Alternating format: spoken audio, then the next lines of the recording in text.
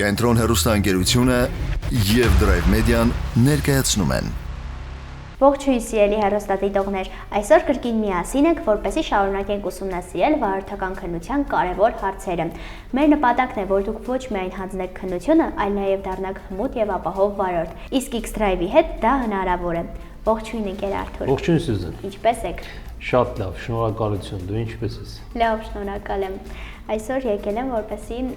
շարունակենք թեստ 6-ի շարունակությունը 11-րդ հարցից, եթե չեմ սխալվում։ Այո, շատ ճիշտ է։ Կես մի մասը, կեսը մենք նայել ենք, հիմա շարունակում ենք հաջորդությունը հաղորդման վերջում ենք կրկին կարող ենք անդրադառնալ մեր հեռուստադիտողների կողմից ուղղված անհասկանալի հարցերին։ Շատ լավ, դեմ չեմ։ Շարունակում ենք։ Այո։ Սկսեցինք։ Երկաթուղային գծանցի վրա տրվող ընդհանուր տագնապի ազդանշան է հանդիսանում ձայնային ազդանշանների հետևյալ համակցությունը՝ 2 երկար եւ 2 կարճ, 1 երկար եւ 3 կարճ, 3 երկար եւ 3 կարճ, 3 երկար եւ 1 կարճ։ Սյուզան, սա ուղղակի պետք է փորձես հիշել ընդհանուր տագնապի ազդանշան գոյությունի, կոպիտ ասած, օգնության կանչ։ Երբ որ երկաթուղային գծերի վրա ինչ որ մի դեպք է տեղի ունենում, օրինակ, հնարավոր է մեքենայի անսարքություն տեղի ունենա, վթար տեղի ունենա եւ այլն, նախ պետք է փորձել հեռացնել գծերի վրայից։ Եթե հնարավոր չի, ելի կան որոշ գործողություններ, որ պետք է փորձենք կատարել։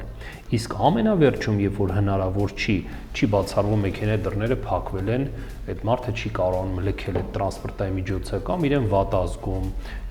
պետք է տա ընդհանուր տագնապի ազդանշան, որը հնչում է այսպես. 1 երկար, 3 կարճ։ Պատկերացրու այդ ձայնային սիգնալի մասին է խոսքը, այդ ազդանշանի 1 երկար ազդանշան է տալիս, 3 անգամ կարճ։ Ու անընդհատ դա պետք է կրկնել, որպեսզի ինչ որ մեկը տեղանքում տվյալ պահին հայտնված լինի, լսի, գա հասնի օգնության։ Լավ, 1 երկար, 3 կարճ։ Որ ուղղությամբ է թույլատրվում երթևեկությունը։ Միայն ուղիղ եւ դեպի աջ, ուղիղ դեպի աջ եւ դեպի ձախ, բոլոր ուղղություններով։ Նշանը գործում էր մինչև խաչմերուկի ավարտը, ճիշտ է, մինչև մյուս խաչմերուկ։ Շատ լավ, բայց նախ արի մի հատ փորձենք հիշել, թե ինչ նշան է սա։ Սա հիշես։ Ուղղությունը ուղիղ նշանը լինում է կլորով, իր տեսքը լինում է կլոր։ Սա միակողմանին է։ Միակողմանի փողոցում ինչ չի կարելի անել, դու ասա, ես չեմ ասա։ Ապրես։ Հետադարձ չի կարելի անել։ Ապրես, քանի որ մեքենայի դիրքը կայտնվի հակառակ ուղղությամբ, այսինքն հանդիպակաց ուղղությամբ։ Հիմա հարցը, որ ուղղությամբ է թույլատրվում երթևեկությունը։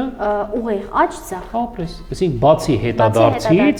մնացած ուղղությունները թույլատրել են եւ աջ եւ ձախ։ Շատ լավ։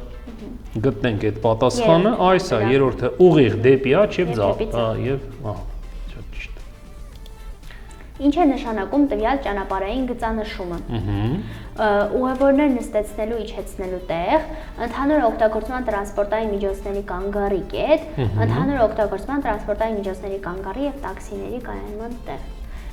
Նշանը գիտեմ, որ կանգառի նշանն է ավտոբուսների համար նախատեսված, բայց գծանշանը որ ճիշտ ասեմ չգիտեմ։ Գծանշումն արվում է հենց ճանապարհային նշանի առջև, այսինքն ցուցատարիս այն հատված, այն տարածքը, որը նախատեսված է ընդհանուր օգտագործմաններին կանգառ կատարելու նպատակով։ Այդ կարմիրով ես հանդիպել եմ դեղին գույնով։ Ճիշտ է, կարմիրն է, կարմիրով են անում։ Ու հանդիպել եմ, ես էլ եմ հանդիպել դեղին գույնով, ու հիմա ասեմ, նախ արի մի փոքր մի բան։ Տես երրորդ պատասխանում ինչ է ասում, ասում է ընդհանուր օգտագործման տրանսպորտային միջոցների կանգառի կետերը եւ տաքսիների կայանման վայրերը։ Հիմա ստեղ նայ, կա հարց քննական տոմսերում չի բացառվում, մեզ այսօր կամ հաջորդ հանդիպումների ժամանակ մեզ հանդիպի այդ հարցը։ Գծանշումը միայն գետնի վրայի ներկածը զիգզակաձև եւ տաքսիների համար եւ ընդհանուր օգտագործմանների համար ունի նույն տեսքը։ Հա, հասկացա։ Բայց այդ երկուսն իրար հետ համատեղ մի կետում չեն լինում։ Եթե այս նշանն է տեղադրված, ուրեմն տաքսիների կայանման վայր սա չի կարող լինել, սա ընդհանուր օգտագործմանի կանգառի կետ է։ Եթե տաքսու նշանը տեղադրված կլինի, ուրեմն ընդհանուր օգտագործմանի կանգառի կետ չի, այնտեղ կանգառ կատարելու իրավունք չի ունենա։ Հիմա ուղղակի դեղինով անում են կարմիրից տարբերելու համար, գրում են գետնի վրա ներկում են տաքսի, որ իմանան դա տաքսիների կայանման վայր է։ Ուրեմն սա ընդհանուր օգտագործման տրանսպորտային միջոցների կանգառի կետ։ Այո, սա ընդհանուր օգտագործմանի կանգառի կետ է։ Նշանը մեզ դրա մասին հուշում։ Հաջորդ։ Ինչ է ցույց տալիս հորիզոնական գծանշման տեղին հոծ գիծը։ Այն տեղը, որտեղ արգելվում է տրանսպորտային միջոցների կանգառը եւ կայանումը, այն տեղը, որտեղ թույլատրվում է կանգառ կատարել ուղևորներ իջեցնելու կամ տրանսպորտային միջոցը բեռնաթափելու համար, այն տեղը, որտեղ արգելվում է տրանսպորտային միջոցների կայանումը։ Դեղին հոծ գիծը նույն ինքը կանգառը եւ կայանումն արգելող նշանն է։ Այսինքն նշանը, որը արգելում է կանգառ կայանում կատարել, իրենից սկսած չի թույլ տալիս մինչև նշանի ավարտ կամ հաջորդ խաչմերուկ։ Իսկ եթե կա դեղին հոծգիծը դա երկար դեղին գիծն է։ Որտեղ որ այդ դեղին հոծգիծը կավարտվի, այդ տարածության վրա կանգառ կայանում կատարել չի թույլատրվի։ Ոչ ոք, ոչ մի վայրկյանով բացառությամբ իհարկե հարկադրված դեպքերի անսարքություն, վթար եւ այլն, ոչ ոք իրավունք չունի այդտեղ կանգնելու։ Հիմա ցույց է տալիս դեղին հորիզոնական գծանշումը, որտեղ արգելվում է եւ կանգառ, եւ կայանում կատարել։ Ոչ ոք, ոչ մի վայրկյանով այդտեղ կանգնելու իրավունք չի ունենա։ Իսկ եթե լիներ դեղին ոչ թե հոծ գիծ, այլ ընդհատված գծեր, կտրտված, այդ դեպքում կանգառ մինչև 5 րոպե թույլ է տալիս բոլորին կատարել։ Կայանել չի թույլ տալիս կայանել, դա 5 րոպեից ավել անշարժ վիճակի վերելն է տրանսպորտային միջոցին։ Հասկացա։ Նո։ Թույլատրվում է արդյոք վարորդին հատել տրանսպորտային միջոցների կայանման տեղերի սահմանները նշող գծանշման հոծ գիծը, արգելվում է, թույլատրվում է։ Ինչ ես կարծում։ Այս նշանը մի հատ կբացատրեք։ Սա գետնի վրայի գծանշում է, ներկված։ Դες կայանման տեղերի սահմանները նշող հոծ գիծը։ Կայանման տեղերը որն են, պարկովկաների մեջ տեսել ես, սենց ներկում են, որպեսզի մեքենաները գան կանգնեն այդ գծանշման մեջ։ Այստեղ կարծում եմ արգելվում է։ Չէ, ընդհանրապես հոծ գիծը արգելվում է հատել, երկար սպիտակ գիծը։ Կայանման ժամանակ։ Այդ բաժանարարի մասին, ճանապարհի երկու ուղղություններն իրարից բաժանող բաժանարար հոծ գիծը արգելվում է հատել, բայց պարկովկայի կայանման սահմանները նշող հոծ գծերը թույլատրվում է հատել։ Օրինակ մոտ գործելիս, դուրս գալիս,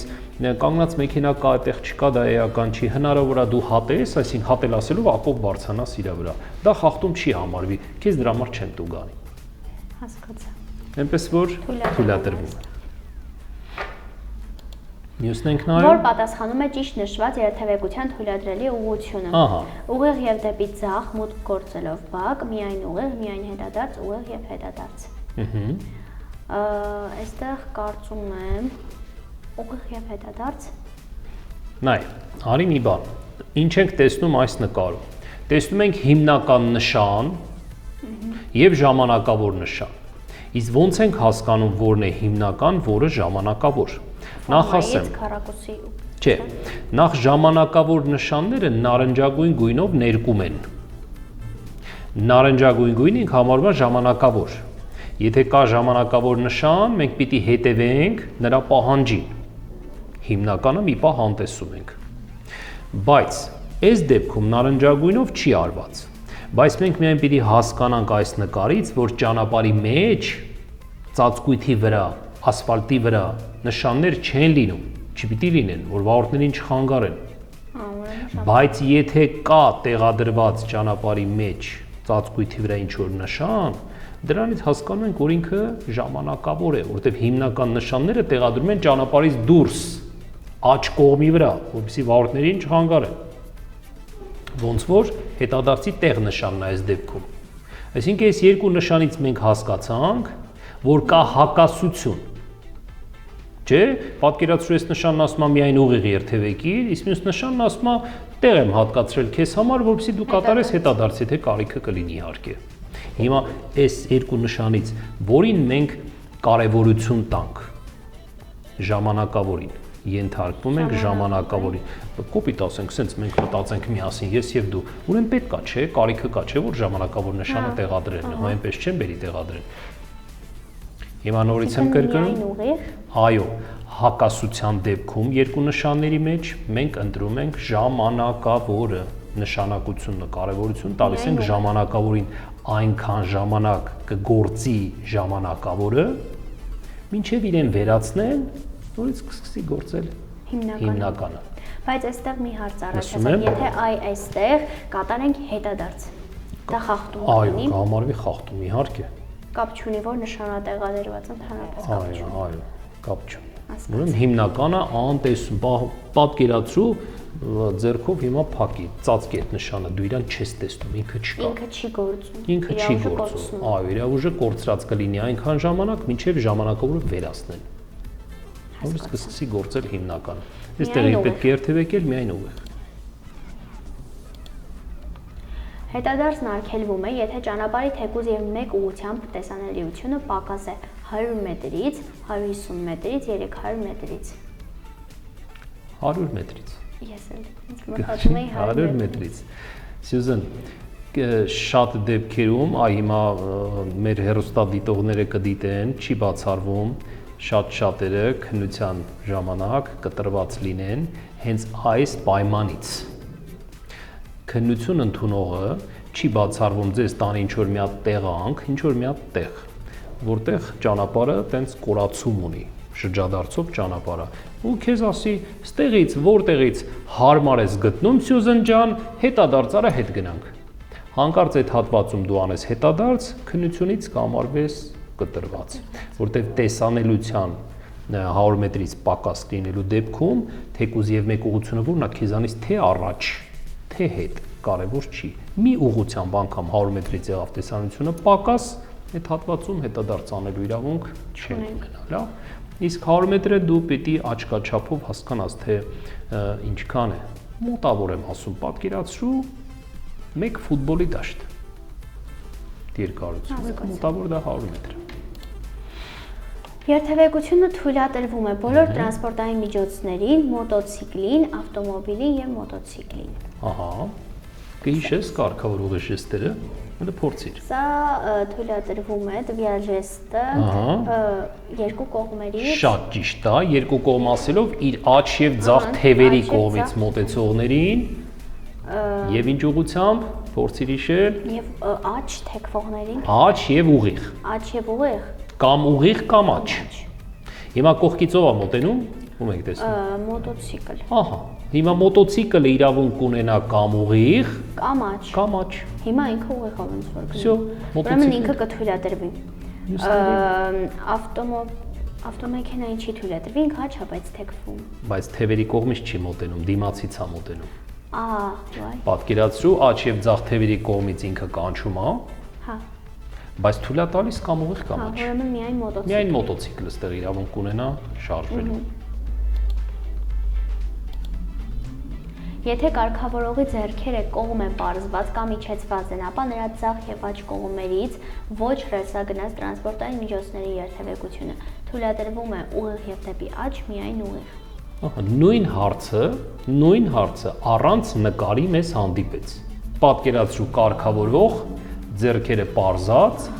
կամ իջեցրած։ Եթե իջեցրած է, մտքով դու պատկերացրու վեր պարզած։ Դա նույնն է։ Լավ, տարբերություն չկա։ Այս դիրքով եթե դու հիշես, որ աջ եւ ձախ թևերի կողմից թույլ է տալիս կամ ուղիղ կամ աջ, այդ հարցին ճիշտ վերջ կամ ուղիղ կամ եւ դեպի աջ։ Ստեղ էլ նշված է ոչ, արի գույնը փոխենք, ոչ ռելսագնաց տրանսպորտային միջոցների։ Այսինքն ռելսագնացից բացի մնացածներին է վերաբերվում։ Ինչ վերաբերում է ռելսագնացին, տրամվային։ Տրամվայը շարժվելու ընդամենը մեկ ձև ունի։ Թևերի ուղղությամբ, թևերի միջոցով, թևերի միջով կարելի ասել, թևերի հետագծով, ոնց։ Մենք ունենք ընդամենը կարգավորողի երկու ժեստ։ Առաջինը սա է, եւ վերջապես աջ ձեռքը պարզած առաջ, սա։ Այս դիրքով պատկերացրու ռելսագնացը տրամվայը, այս թևից մուտք կգործի, մյուս թևից դուրս կգա, եթե այն կողմից է գալիս, ապրես։ Իսկ եթե թևերը կողքա պարզած, տրամվայը միայն ուղիղ։ Այս թևից մուտք գործի, այն թևից դուրս գա։ Տրամվայը, ռելսագնաց։ Միայն ուղիղ, հա։ Պատկերացրիր։ Միայն թևի միջով է շարժվելու։ Ստեղ ոչ ռելսագնացը, այսինքն տրամվայից բացի մնացած տրանսպորտային միջոցները իրավունք կունենան երթևեկելու ուղիղ եւ դեպի աջ։ Վերջապես մեզ հանդիպեց վերջի հարցը, հա, բայց փորձենք մի թռուցիկ դեպքում առաջին հերթին պետք է տուժածին բերել հարմար դիրքի, զննել դեպքի վայրի եւ ապահովել անվտանգությունը, ստուգել տուժածի մոտ ուժեղ արյունահոսությունների առկայություն, տեղափոխել տուժածին մեքենայից։ Ինչ թվում է ստուգել տուժածի մոտ ուժեղ արյունահոսությունը։ Նախ ճիշտ պատասխանը նշենք ու մի փոքրիկ փորձենք բացատրել լավ, զննում ենք դեպքի վայրը, ապահովում ենք անվտանգությունը։ Ինչու՞։ Նկատած, չգիտեմ, հնարավոր է նկատած լինես, որ վթարը տեղի է ունենում, մոտեցողները, ովքեր մոտենում են, որ օգնություն ցուցաբերեն, միանգամից չեն մոտենում, որտեղ հնարավոր է դեպքի վայրը վտանգավոր լինի, օրինակ վառելիքի արտահոսք լինի, չգիտեմ, կարա պայթյուն լինի եւ այլն, գալիս են ինչ են մարտկոցը, ակումուլյատորը լսած կնես, ակումուլյատորն են անջատում, որ հանկարծ կայծ չլինի, պլյուս մինուս, այդ դե հիմա մեր մեքենաները այդ շատերը Հայաստանում գազով են չի աշխատում, գազի բալոնն են փակում, որ արտահոս չլինի, պայթյուն չլինի, այսինքն մի հատ զննում են դեպքի վայրը, տեսնում են ամեն ինչ անվտանգ է, ապահովում են անվտանգություն, նոր մոտենում են, ասում են մնացած գործողություններին։ Այսինքն այս բարգամ տուժածը առաջնահերթ Դե չի։ առաջնահերթությունը պետքա դեպքի վայրը զննել, Որովհետև փորձել անվտանգությունն ապահովել, հայո, նոր անցնել մնացած գործողություններին։ Ոչ միայն տուժածին կարող վնաս լինի, այլ նաև մոտեցողներին, ովքեր որ փորձում են օգնել։ Հասկացա։ Ճիշտ պատասխանը սա է։ Հնարավոր է մի փոքր մի քիչ այլ բացատրեմ հեռուստադիտողների ինձ իհարկե կներեք, ես ուղղակի ներկայացնում եմ այնպեսի իրավիճակ, որպեսզի ավելի պարզ լինի, մատչելի լինի, հասկանալի լինի, օրինակներով իհարկե, որ դեպքեր են, որ կան անձինք, որ ականատես եղել են, վկա եղել են նման դեպքերի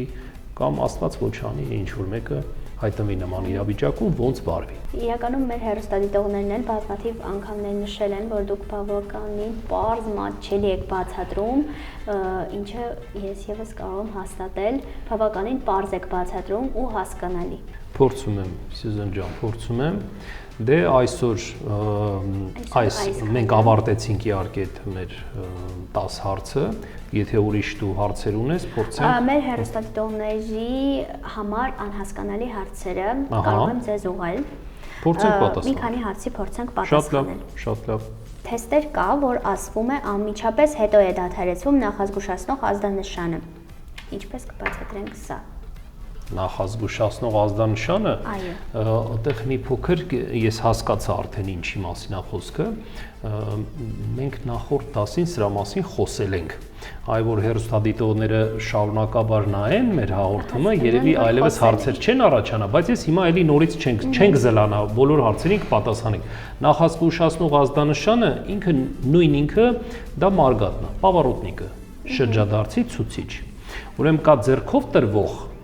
ազդանշան նախազգուշացնող եւ կա լույսային ցուցիչով տրվող։